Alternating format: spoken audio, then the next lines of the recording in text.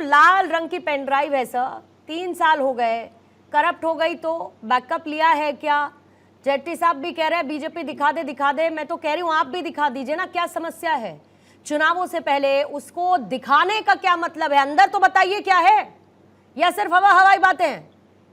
देखिए पूर्णिमा जी, ये CD, pen drive, audio visuals ये सेकेंडरी बातें हैं। प्राइमरी बात कैसे शुरू हुई आप भी जानती है। श्याम मानव जी ने कल आरोप किए कि ये 4 हलफनामों पर सिग्नेचर के लिए देवेंद्र फडणवीस जी ने किसी को भेजा था अनिल देशमुख जी के पास। अनिल देशमुख जी का कहना आप सभी ने सुना। उन्होंने कहा कि उन पर झूठे आरोप 100 करोड़ के लगाए गए, और वो किसने लगाए? सचिन वाजे, जो एंटीलिया के बाहर विस्फोटक रखने के आरोप में जेल में बंद है। दूसरे आरोप किसने लगाए? परमवीर सिंह, जो मुंबई के तत्कालीन पुलिस कमिश्नर थे, वो आरोप उन्होंने लगाए और वो फरार हो गए।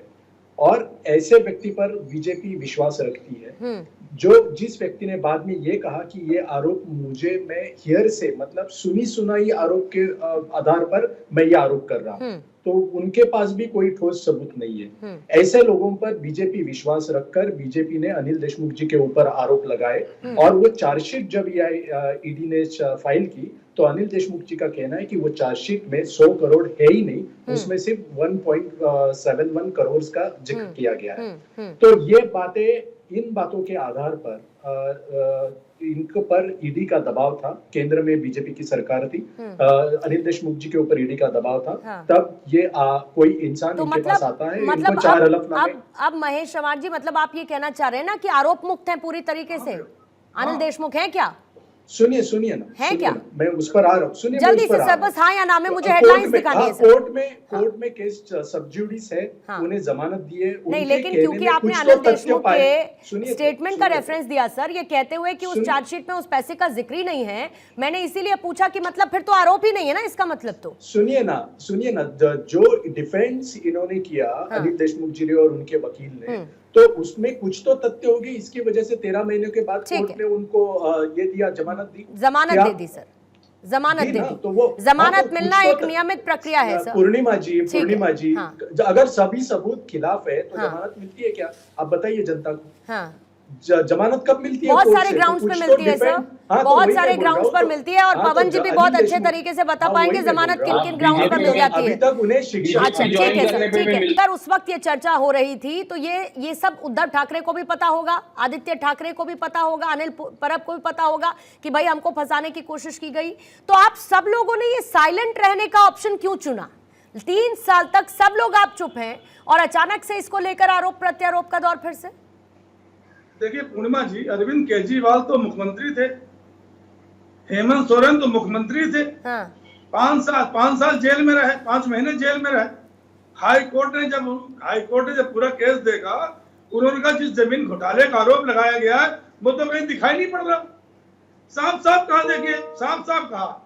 और इसके बाद आप इनका देखिए, अरविंद केजरीवाल जी का, अरविंद केजरीवाल के जो डिस्ट्रिक्ट कोर्ट ने जो दिया है, मतलब जमानत दी थी, जिस पर लोग हाईकोर्ट चले गए, उन्होंने भी साफ साफ कहा कि ऐसा भाई किसी ने कहा और आपने गिरफ्तार कर लिया, उसके खिलाफ सबूत भी तो होने चाहिए था, जिससे भारतीय जनता पार्टी ने 60 से 70 करोड़ रुपए इलेक्टोरल बॉन्ड में लिए हो। मैं यही आरोप लगा दिया जी, मैं यही तो कह रही हूँ, नहीं, मेरा सवाल सर ये था, मेरा सवाल अनिल देशमुख जी के लिए था। आप झारखंड घूम आए, आप दिल्ली घूम आए, आप जगह जगह घूमकर, मैं फिर कह रही हूँ महाराष्ट्र पे लौट आइए सर। मैं ये कह रही हूँ, मेरा क्लियर सवाल है संजय जी, मैं ये कह रही हूँ कि बहुत जवाब में दे रहा हूँ। तो सुनिए, पहले सवाल फिर से सुन लीजिए एक बार। कितना मजबूर आप लोग हो गए थे कि आप 3 साल तक कुछ नहीं बोले? 3 साल तक कितने मजबूर हो गए थे? ना देखिए, हम तब मजबूर थे, आज मजबूर हैं। तो क्यों नहीं बोले सर? 3 साल तक चुप क्यों रहे? नहीं ना, तब भी मजबूर नहीं थे ना, आज मजबूर तो बोले क्यों नहीं सर? यही तो मैं कह रही हूँ कि क्यों नहीं बोले? इतने गंभीर आरोपों के तहत आदित्य ठाकरे पर जो आरोप लग रहा है कि उनको कौन से आरोप में फंसाने का दबाव था, मेंशन करूं क्या मैं? गंभीर था ना सर? अगर आपके आरोप सही है तो आप लोगों ने 3 साल तक चुप रहने का ऑप्शन सेलेक्ट कर लिया। मैंने जो आपको उदाहरण दिया था, आप समझ नहीं पाए। अरविंद केजरीवाल तो मुख्यमंत्री हैं, हेमंत सोरेन तो मुख्यमंत्री थे, लेकिन ईडी ने गिरफ्तार कर लिया। अब ईडी गिरफ्तार कर लिया, हाईकोर्ट में जमानत मिली, अरविंद के जमानत करने हुई। वो तो एक सिंपल मंत्री है ना, उनको गिरफ्तार कर लिया आगे एकदम से।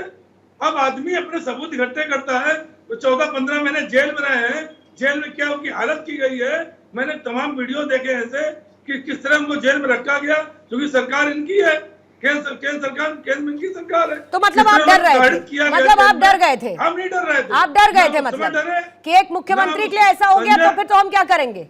संजय राउत जेल में रखा गया। अब सुन तो रही है पूर्णिमा जी। हाँ, संजय राउत ने कहा कि मैं उस समय मुझे सब बताया गया। संजय राउत ने ये कहा कि मेरे को सब बताया अनिल देशमुख ने कि क्या क्या दबाव बनाया गया, क्या क्या आरोप लगाने के लिए, ये सब संजय राउत ने कहा। लेकिन फिर मैं कहती हूँ सर कि आप लोग इतने मजबूर थोड़े ही थे, या डरा दिया गया था आपको पूरी तरीके से? डर गए थे आप लोग, इसीलिए चुप रह गए? नहीं, हम डरे तो ना डरेंगे, हम डरवाएंगे। अब इससे बेफिक्र रहिए, समय का इंतजार करिए। हर चीज समय बोलती है, डरवाने की कोशिश तो की। इस दुनिया में हर चीज समय से पहले कोई काम नहीं होता है। आज डिबेट आप कर रही है, समय ये है, उस समय से आप डिबेट कर रही हैं, तो हर चीज का समय होता है। नहीं, आपने इस पर डिबेट करने का मौका दिया सर, लाल पेन ड्राइव हाथ में लेके, तो क्या करें? समय आपने मौका दिया लाल पेन ड्राइव हाथ में लेके, आप कागज लेकर बैठते तो मैं वो दिखाती, आप ऑडियो के क्लिप दिखाते, वीडियो में वो दिखाती। जैसे कृष्णा जी कह रहे थे अभी, सुन लीजिए मेरी बात। अभी कृष्णा जी कह रहे थे ना कि साहब कैसे आगे, अरे प्रफुल्ल पटेल के ऊपर 300 करोड़ रुपए में जो जब्त किया था उनकी बिल्डिंग है, उसको छोड़ दिया जब मंत्री बनने का नंबर आया। और कितने लोगों को आरोप लगे हैं, मैं नाम नहीं गिनाऊंगा, कितने लोगों को आरोप लगे हैं, किस डर से वहां गए हैं। कभी कहते हैं की वजह से। हेगड़े साहब जल्दी से आप जवाब दीजिएगा, फिर पवन शर्मा जी आपके पास आती हूँ। हेगड़े जी पहले आती हूँ, फिर पवन जी आपके पास।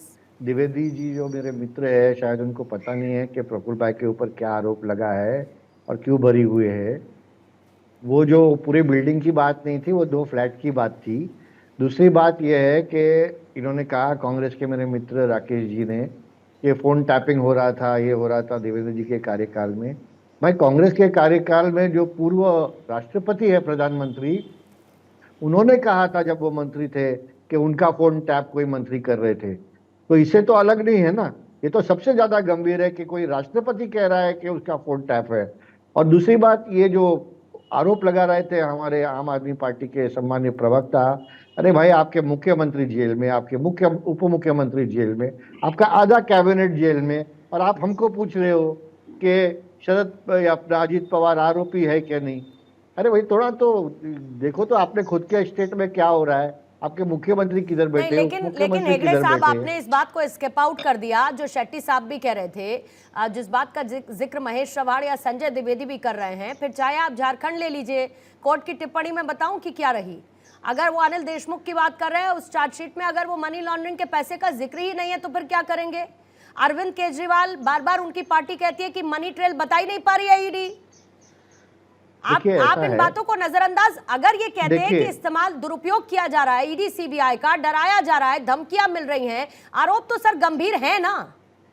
पूर्णिमा जी ऐसा है कि जो जिसके ऊपर साबित नहीं हुआ, अगर वो बेल दिया गया है तो उसका मतलब नहीं है कि उसको बरी किया गया है। केस तो अभी भी चलेगी। जैसे कोई कह रहा था कि हमारे सब विधायकों का केस बंद हो गया, ऐसा किसी का फाइल बंद नहीं हुआ, केस चलने वाली है।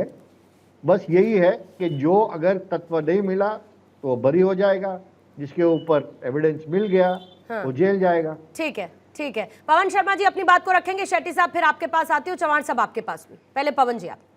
देखिए पूर्णिमा जी, पूरे 7 सेकंड में पूरा केस आपको समझाता हूँ है क्या, जिसमें क्या चल रहा है। नहीं, मुख्यमंत्री अरविंद केजरीवाल का केस या फिर आप अनिल देशमुख के केस की बात कर रहे हैं? मैं पूरे आपको देश का हाल एक्सप्लेन करना चाहता हूं। देखिए मुख्यमंत्री अरविंद केजरीवाल जी पे 2 साल से केस चल रहा है, सीबीआई ईडी की तमाम रेड हो गई, आज तक एक पैसे का सबूत नहीं मिला। और ये हो क्यों रहा है कि भारतीय जनता पार्टी की सीबीआई ईडी का जो खेल है, मैं बड़े आसानी से पूछना चाहता हूं कि देखिए तमाम सारे लोगों पर भारतीय जनता पार्टी के लोगों ने आरोप लगाए, गृह मंत्री ने आरोप लगाए थे, और उन लोगों ने भारतीय जनता पार्टी ज्वाइन कर ली। मान लेते हैं कि वो लोग ईमानदार थे। पूर्णिमा जी को शांत करिए। मान लीजिए एक बात मानते हैं, जिन पे आरोप लगाए थे उन्होंने भारतीय जनता पार्टी ज्वाइन कर ली, वो ईमानदार रहे। हेगड़े साहब कोई बात नहीं। 2 साल अरे हेगड़े सुन तो लीजिए, अरे सच्चाई सुन लीजिए महाराज, ऐसे ऐसे मत अरे करिए। सच्चाई बोलिए देखिए ना। मान लीजिए सिसोदिया जिन लोगों पे और केस सत्येंद्र हुआ जेल पूर्णिमा में, जी, जेल में पवन क्यों है? पवन जी सच्चाई की बताइए। आप पवन बोल जी नहीं की पाएंगे हेगड़े फिर। साहब हेगड़े जी आप बोल नहीं बताइए। पाएंगे। पवन जी डिबेट की में। जो अरे पार्टी बोलिए, है मेरे वो हिसाब से अपने मेरे आप को पास है। सबसे बोलने के लिए सच्ची बैठा और हूं ईमानदार यहाँ पर। पार्टी बताती है। हेगड़े जी, तो आपसे वो ज्यादा जो फैक्ट्स मेरे सच्चाई पास है, बता बोल रहे नहीं हैं वो पाएंगे सुन डिबेट में लीजिए, फिर। सच्चाई जो वो बता रहे हैं वो सुन लीजिए। हाँ, बोलिएगा अब सुन लीजिए। पवन जी। देखिए बहुत एक तरफ मान लेते हैं कि जिन लोगों पे भारतीय जनता पार्टी ने आरोप लगाए थे, ईडी सीबीआई की जांच हुई थी, उन लोगों ने भारतीय जनता पार्टी ज्वाइन कर ली, ईमानदार थे, मान लेते एक तरफ। तो क्या भारतीय जनता पार्टी ने उन लोगों पे आरोप इसलिए लगवाए थे ताकि भारतीय जनता पार्टी ज्वाइन कर ले, फर्जी आरोप लगवाए थे? दूसरी तरफ मान लेते हैं कि उन लोगों पे आरोप सच्चे थे, उन्होंने ऐसा कोई काम किया होगा, पैसे खाए होंगे, इस वजह से भारतीय जनता पार्टी ने सीबीआई का केस करवाया। तो मैं पूछना चाहता हूं ऐसे लोगों को भारतीय जनता पार्टी ने अपनी पार्टी में शामिल क्यों करवाया?